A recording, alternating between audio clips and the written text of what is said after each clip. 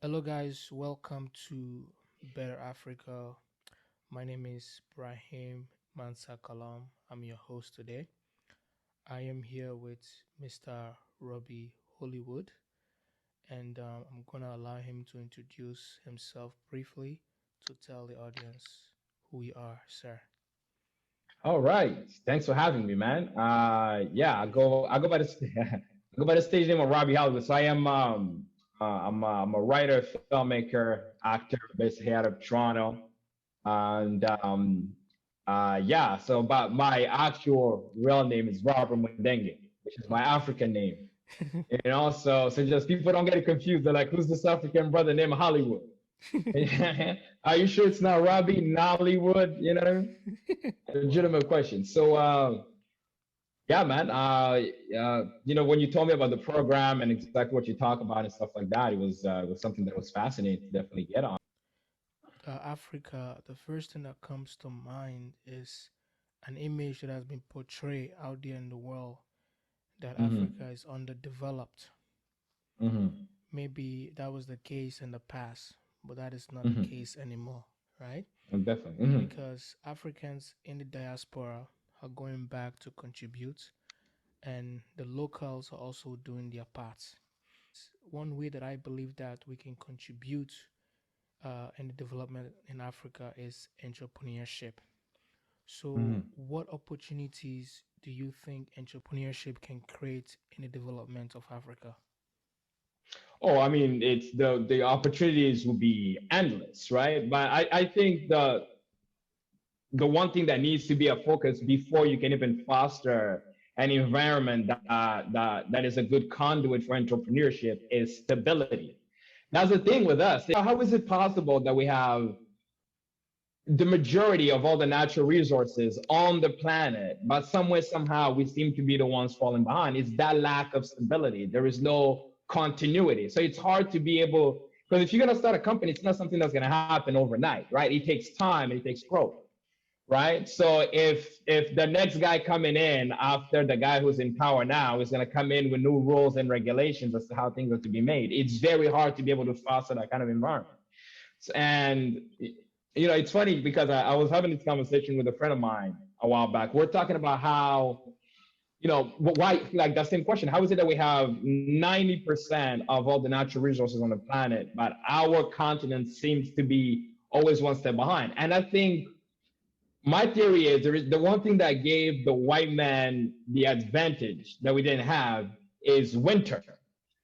Winter, who knows? It's true. Like, if imagine, right? If your ancestors grew on this land, right? If you did not save your food in the summer, you will starve in the winter. That ability for foresight, right? Our ancestors for tens of thousands of years, any day of the year, right? You can grab a fruit, you can kill a caribou.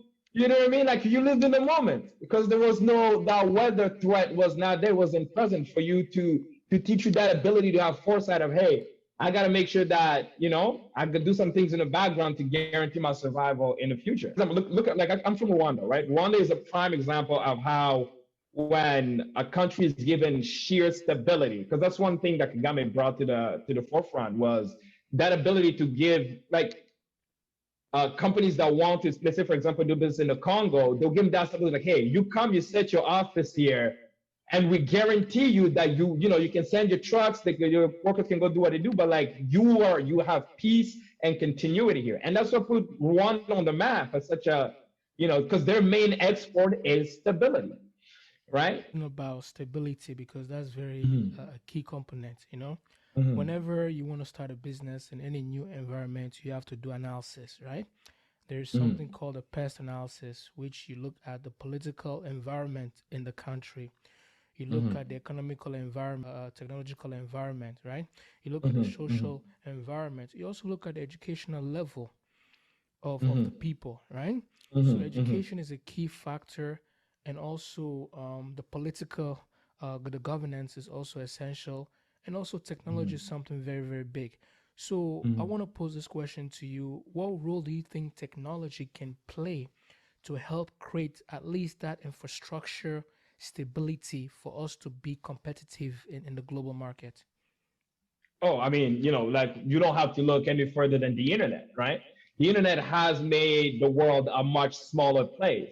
Like if you look on Instagram, right, and you look even at things like culture, like if you look like the way African kids carry themselves now, there's no difference. There's really not much difference between what a kid in Toronto is into and a kid in Luanda is into as well, right? Because the internet has shrank the seams of the world and made it a much smaller place. But also it's the access to information, right? Like before, you used to have to leave your country, go to school in a foreign country in order to gain a degree that is somewhat acceptable to be able to do a certain set of jobs. You don't need to do that anymore. You have direct access to information, right? So, Absolutely. that changes the educational landscape in such a major way, right? When I was in primary school, like our English teacher came into the class and tried to tell us that the word bananas, Bananas, is pronounced banana. Okay? And we are all supposed to pronounce it like that, or we're gonna get lashings. You Yeah. can't fact check this, dude. You can't go on the internet and be like, wait a minute, no, no, no, no. Webster Dictionary says, and I quote, dude, I came to Canada thinking bananas is spelled banana. You know what I'm saying? That's you know what I mean? But like, yeah, that's another thing too, is like if somebody's trying to force a set of ideas on you with that access to information, you can fact check them now too. You know what I mean? Which makes it much harder to indoctrinate people, like same way, like I'll say, like what happened in my country where some just having access to the radio, like to the radio airwaves, you're able to get a one group of people to turn on another. It's very hard to do now because again there's that access to information. What role or resources do you think that the government will be able to, not just the government but also organization, should foster to help young black entrepreneurs who are coming up, who are looking for, let's say, business centers, who are looking for financing, who are looking for just the knowledge how to go about your business, but they have the ideas, because that's Hmm. something that is lacking. They have the Right. ideas, but no financial resources, no information Hmm. to tell them, you know what, this is what you need to put in place. You have to do a business plan, you have to do market research. Comes down to access to simple things like broadband internet, into the countryside. Because like you said, it's you don't know what you don't know, right? Like, but just by giving people access to information, you have no idea how many of their day-to-day problems you no longer have to solve because now they have the ability to have something to answer those questions and put pieces together, right?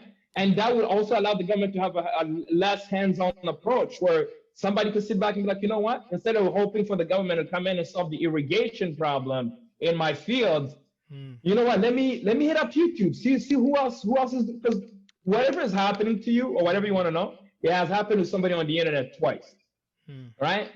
So Right. yeah, so like being able to give people access to that kind of information, but also teaching them how to be able to kind of work. The old school like internet cafes. They should be having these things, man. Like in every rural area of Africa, just teaching these people, okay, because electricity. I'm speaking at least, from what I know in my country, like things like are advancing at a fast pace, and I think that is something that is on Kagame's next agenda is to be able to facilitate the access to the internet and also Yeah. making it much cheaper because it's crazy expensive down Yeah, there. it is. It is in You Africa. know? Yeah, it's Yeah. even in my country, Sierra Leone too. The internet is very Hmm. expensive. It Hmm. should be like a necessity that common people can afford, right? Right. Because in the Western world, bro, you cannot live without internet. Back in the No. day, No. you cannot live without electricity, water. Internet is also a Mm. necessity now. If we Sure. can get our children, because I'm Right. more concerned about the younger generation. Hmm. I know some of them have a cell phone, but if we can extend the privilege of having internet and smartphones, and they can start learning how to Right. use those devices, smart devices. They know how the Hmm. world works technologically. I think because they are our future, that's an investment to the future of Africa, Oh, for our sure. young people, Oh, for sure. For because they'll be sure. able to learn these things and compete Mhm. with the world, right? Because I know our forefathers, the older folks, some of them are not really into all this media stuff, you know, and they're the ones Yeah. in charge, they're the ones leading, right? So we really Mhm. have to invest in human capital in the area of technology, because technology is changing everything. With technology, you can have smart cities, Mhm. Mhm. you Definitely. know. I mean, because another thing too is, at the rate at which technology is moving now, for every year we live, we're like if you look at the advancement of technology, let's say from the 1950s to late 80s, there was really no major insane shifts that Yeah, happened, right? Like, what did we really get? Like, maybe the microwave, right? Like, yeah. we got the Concorde, but like no major shifts, like you're saying, like every year now, Wow, yeah. like things like we're living Wow, 10 of the or 5 of the last decades, like wow, 50 yeah, years for every year that yeah, we go on a technology aspect, right? yeah, yeah. So if you are not on that wheel, moving with the world accordingly, you risk to be left behind, and it will Wow. be in a way too that may result in a much harsher consequence that we're not even foreseeing now. Hmm. You know what I mean? Yeah. Like we can apply this to COVID. You know how, Right. let's say, the Western world are able to detect using, they're able to alert people using technology to say, you know what, Mm-hmm. if you are sick, Mm-hmm. stay home. You're able to do a COVID survey online, right? Right. You're able to Right. check if you have these symptoms to detect if you have COVID, right? All of this is Mm-hmm. done through technology. Right. Right. You can apply it in every facet of life, in healthcare and in Mm-hmm. education, in every setting. Absolutely. I mean, and look, with COVID too, we got lucky because the mortality rate of it was like it was considered, but nothing that is like that will shake the fabric of society, right? Where you really now have to rely on this. Like imagine, like yeah, usually when you get that alert, oh, you were exposed to somebody else COVID, like okay, all right, right. If COVID was killing 10% of everybody that was getting it, that alert is life changing. The moment it comes on, you're going underground. Wow. You know what I mean? So now Yeah. imagine not having access to that technology. What does that do to Mm, the mm, mortality rate if it was something that was, mm. what I mean, considerable? And the chances of something else coming 10, 20 years down the road, or Wow. even sooner than that, that is much, much stronger. Mm, It's not outside the purview of possibilities, right? So imagine not having that technology there to be able to be like, mm. hey, listen, this person is so is exposed or something along those lines, and you can save lives that way, right? Absolutely. Absolutely. Yeah. Wow. Mm-hmm. Yeah. And then the last question I want to ask you is, Mm-hmm. it's on leadership. How essential is leadership from ground level up in the development and progress of Africa? Because I know most times when we talk about leadership, we focus more on the top level. Mm-hmm. What I mean Mm-hmm. by the ground level, I'm talking about, let's say, for example, um, the common man can play a role in Mm-hmm. their community to better their community, right? You have to be a politician. You can just play your role from the ground up Mm-hmm. as a police officer, as a community leader, as a student, because all of this Mm-hmm. adds up to make a difference in your society. I think like again, just going back to the example of Rwanda, like it's on the mid management level, the one thing that needs to be done in order for an African country to be functional in a way that will give gradual progress is to curb corruption. That is the number one thing, point blank period. If you can put corruption under control in the middle management, then that fosters also the ability, like what we're talking about, to be entrepreneurial. You know what I mean? Like if you start a business, you have to pay off 50, 60 people in order to even have a chance to take off. And that's literally all the capital you have. How are you supposed to get anything done? Right? So like just being able to control the corruption in the middle management. Because again, like you were saying, the top level, the president is not getting a kickback. You know who's dangerous is the guy who's like the chief of customs. And he knows he got 100 stoves coming in. He's like, you're gonna need to break me up something before these stoves get out of here, or these stoves gonna sit in this container for a while. They're gonna be here for a minute. You know what I mean? That's So true. Yeah, that yeah. guy, that's the guy who's really a problem. So making sure that there are like some serious Mm, penalties for evidence of corruption. The rest builds off of that, absolutely, right? absolutely. Yeah. You're absolutely right. It started off with an ordinary police officer, Oh who's my gonna God, dude. who This got guy a pulls you sergeant. over. Dude, this guy pulls you over. You gotta give him a case of beer and a ride. You know what I'm Oh saying? my It's like, god. I'm Oh going my down the god. streets. You are also going to drive me. Oh, if there's anything you would like to share with young people, especially with young Africans, that you think will be beneficial to them, what would it be? Learn Mandarin. You know what I mean? Learn Mandarin. That is the best piece of advice I can give you right now. Learn Mandarin. They're Why? coming. They're coming, buddy. They own everything down there. Okay, learn Wow. Mandarin and let's start serving your new overlords as quickly as possible. You know what I mean? Oh my.